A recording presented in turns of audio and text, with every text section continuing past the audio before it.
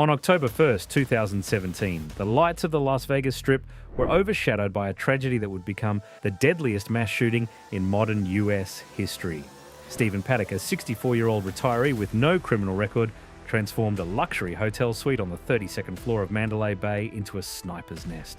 With meticulous planning and an arsenal of legally obtained weapons, he unleashed over 1,000 rounds into a crowd of 22,000 innocent concertgoers below. In just 10 minutes, the music of the Route 91 Harvest Festival was silenced by chaos, leaving a nation to grapple with a terrifying question. How did a man no one suspected carry out such a calculated act of evil? Before we continue, make sure to like the video and subscribe to the channel, and let's dive into what was hiding behind it all. Stephen Paddock was 64 years old. On the surface, his life looked quiet, almost uneventful. He was a former auditor and had built wealth through real estate. He lived in Mesquite, Nevada, a retirement community known more for calm living than anything else. He wasn't known for trouble. In fact, his record showed no serious criminal history, only minor traffic issues. To most people who crossed paths with him, he came off as reserved, distant, and hard to read. He kept to himself, avoided attention, and didn't form many close connections. But there were details that didn't quite sit right. He was a high-stakes gambler who spent long hours inside casinos, often alone. Staff knew his habits, but not much about him personally. Even those closest to him noticed changes. His behavior became more withdrawn. Conversations became shorter. Something was shifting, quietly. Then there was his past. His father had once been on the FBI's most wanted list for bank robbery, a detail that added an unsettling layer to an otherwise controlled life. Nothing about him suggested what was coming next, and that's exactly what makes this part of the story so difficult to ignore. But what makes this even more unsettling isn't just who he was. It's what he was quietly setting into motion long before that night. Long before that night in October, the planning had already begun. It wasn't rushed and it wasn't careless. It moved quietly, step by step, without drawing attention. Weeks earlier, Stephen Paddock had started looking at large public gatherings. He searched for events across different cities, including Boston and Chicago's Lollapalooza. These weren't random searches. They showed interest in crowd size, open spaces, and timing. He didn't just rely on the internet. He visited locations in person. At one point, he stayed at the Ogden in Las Vegas, a high-rise building that overlooked another large outdoor event. From there, he could observe how crowds moved, how security was set up, and how exposed everything really was. His online activity also revealed focused research. He looked into tactical response patterns, equipment used by emergency teams, and how situations like this are handled. The details were specific, not casual. Nothing about this phase was loud or obvious. It was controlled, patient, and deliberate. No sudden moves. No clear signals to the outside world. By the time October arrived, this wasn't an idea anymore.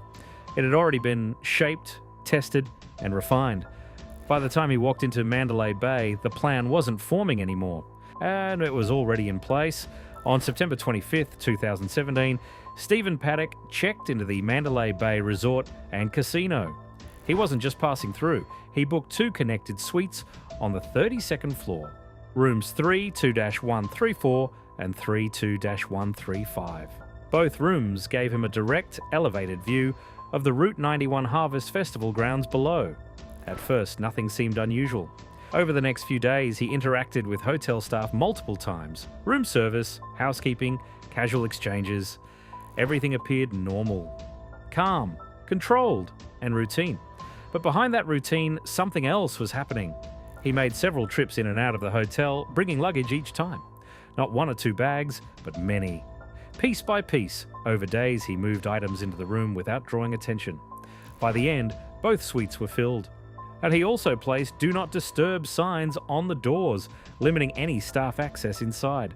From the outside, it looked like a guest who valued privacy. Inside, it was something entirely different. The location, the height, the angle, all of it had been carefully chosen. From that position, he could see everything below without being seen.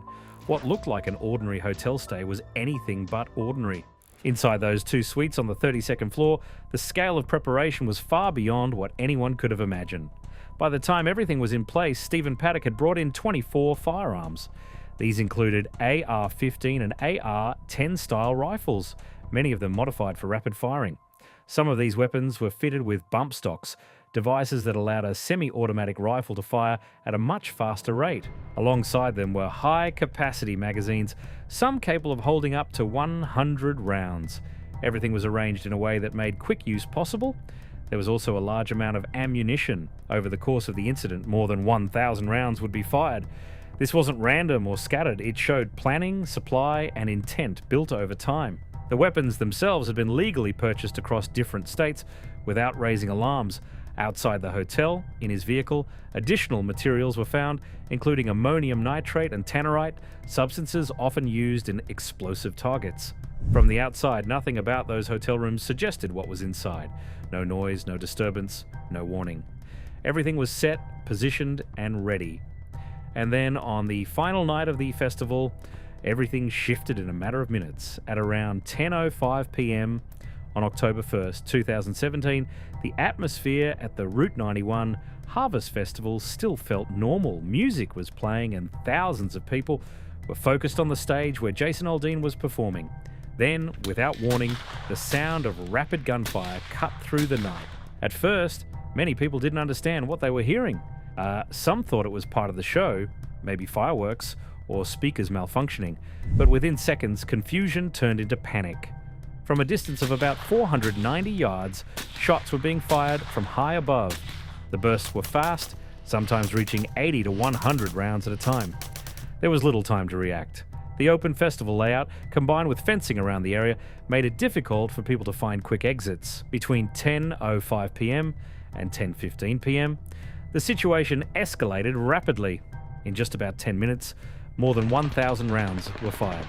People ran in different directions trying to find cover, trying to understand where the danger was coming from. The noise, the movement, and the uncertainty created a scene that was hard to process in real time. But while thousands were trying to escape, a confusion in those early moments slowed down what came next. Just before the main wave of gunfire reached the crowd, a hotel security guard named Jesus Campos was already on the 32nd floor. He had been checking an alarm when he was struck in the leg by gunfire through a hotel door. At that point, the full scale of what was happening was still unclear. Reports began coming in, but they didn't point to a single confirmed location. Some believed there were multiple shooters. Others couldn't tell where the sound was coming from because of echoes between buildings. This confusion slowed down coordination. Officers were trying to make sense of scattered information while the situation was still active. The height of the building and the distance made it harder to immediately identify the exact room. Eventually, attention focused on the 32nd floor. Officers moved upward, clearing areas step by step. When they reached the rooms, they prepared for entry. By the time they breached the suites, the shooting had already stopped. Inside, Stephen Paddock was found dead from a self-inflicted gunshot wound. The movement had ended, but the impact was only beginning to be understood. By the time everything went quiet, the scale of what had happened was already beyond anything the city had faced before. The numbers told part of the story, but even those numbers were hard to process. A total of 60 people lost their lives that night. Later, that number rose to 61. Alongside that, 867 individuals were reported injured. Out of those, 413 suffered injuries directly from gunfire or shrapnel. The rest were hurt while trying to escape, in the chaos, caught in the rush to find safety. The victims came from different places, different backgrounds. Their ages ranged from 20 to 67. Some had travelled across states just to attend the festival. Others were local, spending a normal night out. Hospitals across Las Vegas moved quickly. In the first 24 hours alone, medical teams used 499 blood components to treat the injured. Emergency rooms were filled and staff worked non-stop to keep up with the sudden surge. Behind every number was a person, a family, a story that changed in an instant. The city felt it. The country felt it. And even as people tried to understand what had happened, one thing became clear. After everything was over, one question stood above all the others. Why? Despite the scale of what happened, no clear motive was ever confirmed. There was no message left behind, no direct explanation, and no strong link to any group or ideology. It left a gap that facts alone couldn't fill. In the time leading up to October 1st, there were signs of change. His behaviour had shifted. He became more distant, more closed off, Financial records show that he had experienced significant losses, especially through gambling. But even that didn't fully explain what happened. Nothing pointed to a single reason, no clear trigger, no simple answer. What followed was a nationwide conversation. Our laws and policies were questioned. One major change came in 2018 when bump stocks were banned in the United States. Years later, in 2024, that ban was overturned, bringing the discussion back into focus once again. Even with all the details, timelines, and evidence, the central question remains unanswered. And maybe that's what makes this story so difficult to fully understand. What happened in Las Vegas on October 1st, 2017 didn't just end that night. It left a mark that still lingers. A single location, a single moment, and a timeline that changed how people look at large gatherings forever. Even now, the details are known. The sequence is clear, but the full understanding still feels out of reach. That's what makes this story stay with people. Do you believe something like this could have been prevented? In the end, make sure to like, subscribe, and share your thoughts in the comments. Thanks for watching.